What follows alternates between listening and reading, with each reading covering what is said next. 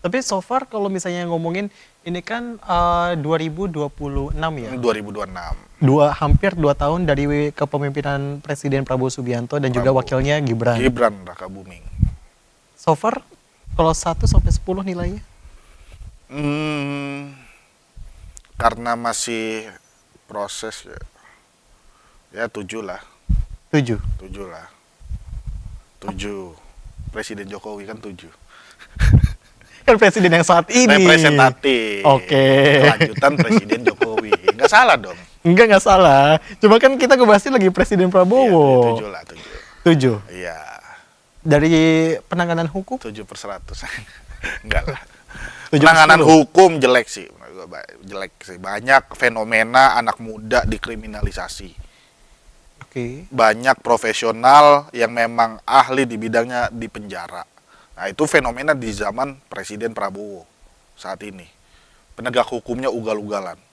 Banyak, kita udah nggak perlu sebut deh, dari mulai Tom Lembong, ya kan?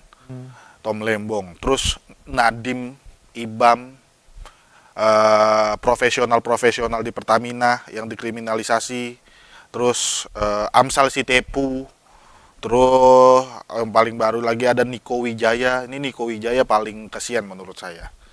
Dia ini direktur BRI Venture, yang mana tugas dia memberikan investasi ke perusahaan-perusahaan startup yang berpeluang untuk maju. Pada saat itu dia invest ke Tanihub, perusahaan startup. Oke. Dan Tanihub ini diproyeksikan akan maju. Nah, dia mengambil kebijakan untuk menginvest Tanihub. In the end, Tanihub rugi. Nah, kebijakan dia yang invest ke Tanihub dianggap merugikan negara. Dan dia dipenjara akan hal itu. Kan Niko Wijaya bukan dukun, bos. Dia menginvest, perhitungannya ada. Tapi kalau seandainya rugi, ya we never know. Dia bukan paranormal gitu loh. Tapi dipenjara. Gitu. Kayak misalnya masnya jadi direktur perbankan, terus saya minjem uang Oke. ke masnya. Saya minjem 20 juta, saya galbay habis itu. 20 juta itu jadi kerugian negara yang dibebankan kepada Mas. Gimana? Nah, itu jadi rancu penegak hukum ini kayak cuman ngejar KPI atau kayak pengen cari muka ke presiden atau gimana gitu. Oh, udah hukum ini gitu. Apalagi Amsal Sitepu. Yang video editor itu Video ya? editor. Siapa yang mau ngedit gratis, bos? Masa ngedit gratis di penjara? Penegak hukumnya.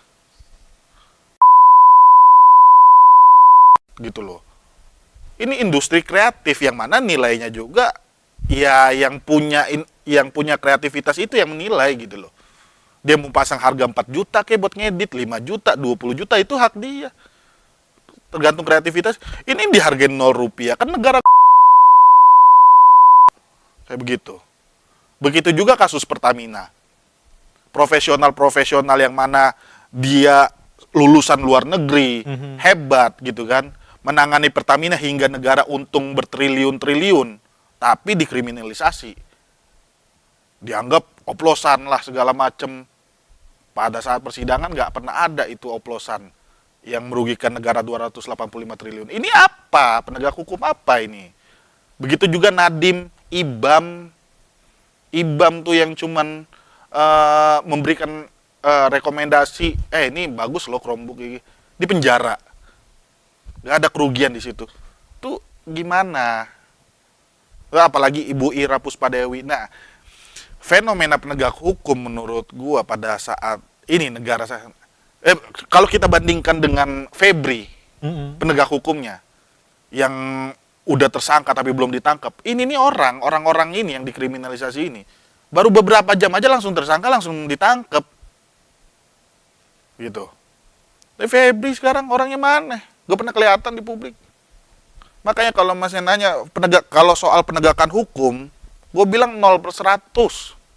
0. 0. Gitu. Dadan pun sekali dadan pun menurut gue juga menghukum dia itu telat. Negara udah rugi berapa lama dan sering kali dadan bohong Dan itu dibiarin aja gitu. Kayak waktu pernah bohong di kabinet. Siapa 19.000 ekor sapi disembelih. Satu anak, satu lele. Gue bilang, ini udah terang-terangan bohong, tapi nggak pernah dipenjara, nggak pernah diusut, nggak pernah di ini. Sampai ada pengadaan motor, sampai ada pengadaan apa yang nggak pugu lagu gitu. Tapi baru dipenjara. Kenapa nggak dari kemarin? Telat juga kan? Tapi giliran rakyat ngedit dihargain 0 rupiah. Penegak hukum kayak gitu. Emosi saya kadang-kadang kalau ngelihat penegakan hukum di negara ini ya. Giliran penegak hukum tertingginya TPPU merugikan ratusan miliar di saat rakyat lagi pada susah makan. Rakyat lagi pada susah makan, susah cari kerja. Nonton penegak hukum tertinggi nimbun duit segitu banyaknya. Sampai ngegondol Monas itu 74 kilo mah. Monas ditaruh di berangkasnya kan. Itulah yang saya benci di rezim ini adalah penegakan hukumnya. Oke. Sangat buruk. Terakhir Bang, Tajam ke yang lemah tapi tumpul ke Solo. kok jadi ke Solo? Ke teman dekat Raja Juli diproses nggak sampai sekarang? Raja Juli jelas-jelas terima amplop loh. Diproses nggak? Katanya udah dibalikin. Itu tuh pemerintah DPRD Sumut ketahuan suap ngebalikin di penjara 5 tahun. Harusnya tetap diproses. Proses dong. Iya. Walaupun udah dibalikin. Itu selama 12 hari atau 13 hari itu nggak dibalikin. Diputer dulu apa main balak 6? Apa gimana? Iya kan? Oke. Sylvester. Ini Sylvester menurut gua nih. Terakhir Sylvester. Sylvester itu simbol bahwa hukum ini bentukannya. Kenapa tuh Bang? Dia sudah terpidana. Ya kan? Terpidana 5 tahun penjara. Tapi sampai sekarang nggak dihukum. Malah jadi komisaris. Coba itu. Sylvester sudah terpidana, tidak dihukum, tapi malah jadi komisaris. Ini kayak ngelempar ke muka presiden ini. Ini serius nggak sih ini hukum di negara ini kayak begini? Itu loh. Tapi giliran maling ayam, 2 tahun penjara, 5 tahun penjara. Maling ini, aduh, giliran rakyat kecil yang maling dikejarnya udah ampun-ampunan. Kayak kakek-kakek maling karet buat nyambung hidup makan di penjara.